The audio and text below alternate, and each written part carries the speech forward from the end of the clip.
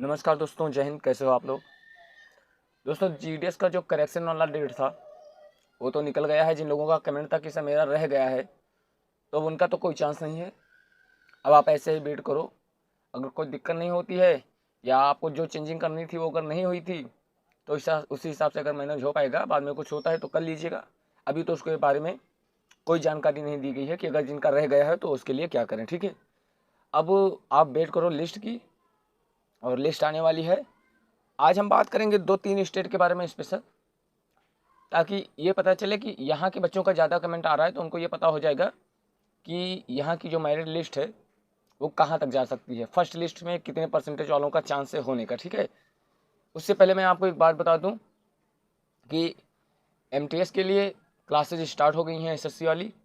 तो अगर आप लोगों को, और फिर आईटीबीपी की जो सफाई कर्मी वाली पोस्ट आई है उसके लिए, तो जिनको भी देखिए जिस कोचिंग का वो नोट्स है तो मैं ऐसे तो अवेलेबल करा नहीं सकता, उसके लिए आपके पैसे लग जाएंगे। ठीक है, तो मैं ये भी नहीं कहूँगा कि आप पैसे खर्चे करो।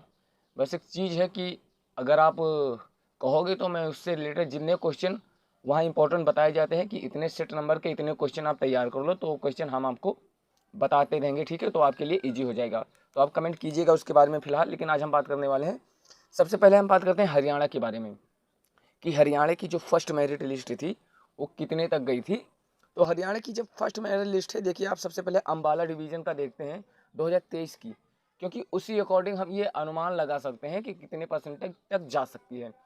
बाकी आप यूट्यूब पे देखोगे तो ऐसे वीडियो मिल जाएंगे कि 100% वालों का नहीं होगा, 80% वाले बाजी मार ले गए। ऐसा कोई बाजी नहीं है जो 80% वाले मार ले जाएं और 100% वाले रह जाएं। ठीक है, वो अलग बात है कि किसी एक बच्चे का 100% वालों का कोई डॉक्यूमेंट में या फॉर्म अप्लाई करते वक्त कोई गलती हो गई हो तो उसका ना हो, और किसी कम परसेंटेज वालों का हो जाए, वो अलग बात है। ठीक है, तो सबसे पहले देखते हैं हरियाणा के बारे में। हरियाणा का जो अम्बाला डिवीजन था उसका जो था वो किसी भी कैटेगरी का, चाहे वो जनरल हो, एससी हो या एसटी हो, किसी का भी 100 से नीचे है ही नहीं। फर्स्ट मेरिट लिस्ट की हम बात कर रहे हैं। अम्बाला डिवीजन में फर्स्ट मेरिट लिस्ट में जनरल हो, एससी हो, एसटी हो, ठीक है, ओबीसी हो, सबका सिलेक्शन फर्स्ट मेरिट लिस्ट में 100% वालों का ही हुआ था। अम्बाला डिवीजन की बात कर रहे हैं। ठीक है, 100% वालों का हुआ था। उसके बाद में अगर हिसार डिवीजन में देखेंगे तो यही हाल हिसार में भी रहा था। अब वो लोग हमें नहीं मिल रहे हैं जो ये कमेंट कर रहे हैं कि सर मेरे दोस्त का हरियाणा में 78% पर हो गया था। हो गया था भैया, बात ये होती है लास्ट तक मेरिट लिस्ट जो 5 या 6 तक आएगी उसमें ऐसा हो सकता है कि किसी पोस्ट वाइज, जोन वाइज, मैंने जो जोन समझाया था, जोन वाइज किसी जोन में कम फॉर्म पड़े होंगे और उसमें भी आपके परसेंटेज अच्छे रहे होंगे। बाकी जिन लोगों के फॉर्म पड़े होंगे उनका परसेंटेज आपसे थोड़ा, आपके आसपास या आपसे कम रहा होगा। इस कैटेगरी में हो सकता है। बाकी अगर पूरे डिवीजन की बात करोगे तो उसमें सबसे हाई गया था अम्बाला हिसार का। ठीक है, उसके बाद में आप किसी का देखोगे फर्स्ट लिस्ट में सबसे लास्ट जो बता रहे हैं सबसे कम जिसका है वो है आपका सोनीपत डिवीजन का। और सोनीपत डिवीजन का भी एससी हो, एसटी हो, किसी का भी 100 से नीचे नहीं गया था। मतलब फर्स्ट मेरिट लिस्ट में अगर बात करो आप हरियाणा की, तो हरियाणा में सारे के सारे 100% से उठाए जा रहे थे। मतलब जनरल हो, एससी हो, एसटी हो, 100% वाले, 100% वाले, 100% वाले, इनका ही हो रहा था। ठीक है, तो ये हाल था फर्स्ट मेरिट लिस्ट में हरियाणा का। अब हम आगे बात करते हैं बिहार का। बिहार का देख लेते हैं। देख लिए बिहार का सबसे पहले आप देखेंगे कि औरंगाबाद बिहार डिवीजन। ठीक है, औरंगाबाद का जो डिवीजन था वो 100, ये जो जनरल का था, एससी का था। इसमें जानते हो क्या हुआ, यही इसमें अब वो चीज़ समझो, इसमें किसी बच्चों का उसी डिवीजन में, मतलब औरंगाबाद में ही क्या हुआ था, किसी का हो गया है 99 पे और किसी का हो गया है 87.5 पे। ठीक है, इसमें क्या होता है, वही जो हमने जोन आपको बताया था। अगर जोन वाइज आपके जोन में जो फॉर्म पड़े हैं उनके परसेंटेज आपसे कम है तो एक दो चांस ऐसा होता है कि आपका हो सकता है कम परसेंटेज पे। ठीक है, इसमें एससी का 99.6, ठीक है, और जनरल का 100% से, और फिर ओबीसी का 100, और ईडब्ल्यूएस का 98।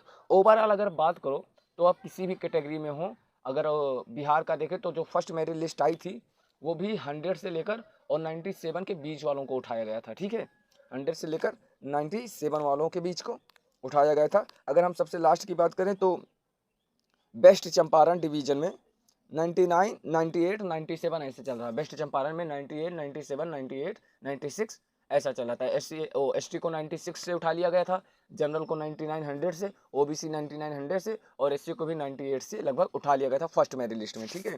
तो ये बिहार का था।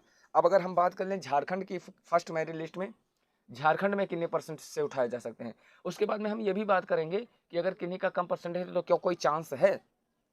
अगर झारखंड की बात करें तो झारखंड का सबसे पहले देखें ओवरऑल पूरे झारखंड में जो फर्स्ट मेरिट लिस्ट थी वो आप किसी भी कैटेगरी से थे, अगर आपका 97 से कम था तो फर्स्ट मेरिट लिस्ट में नहीं हुआ था।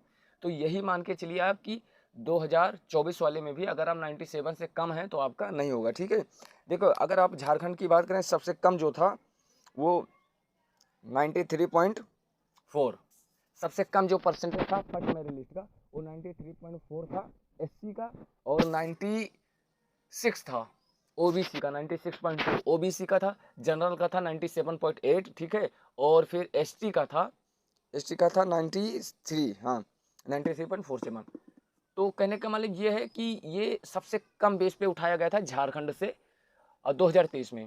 तो ये मान के चलिए अब 2024 में क्या हो सकता है कि 2024 में थोड़ा परसेंटेज नीचे जा सकता है, यानी आपके अगर थोड़े परसेंटेज कम हैं तो आपका भी सिलेक्शन हो सकता है। यानी कि ये मान के चलिए कि अगर आप किसी भी कैटेगरी में हैं और आपका 95 तक है तो चांसेस है कि आप फर्स्ट वाली मेरिट लिस्ट में आप सिलेक्ट हो जाएंगे। अगर 90 के आसपास है तो फर्स्ट मेरिट लिस्ट में तो मान के ना चलिए आप किसी भी स्टेट से हो, ठीक है।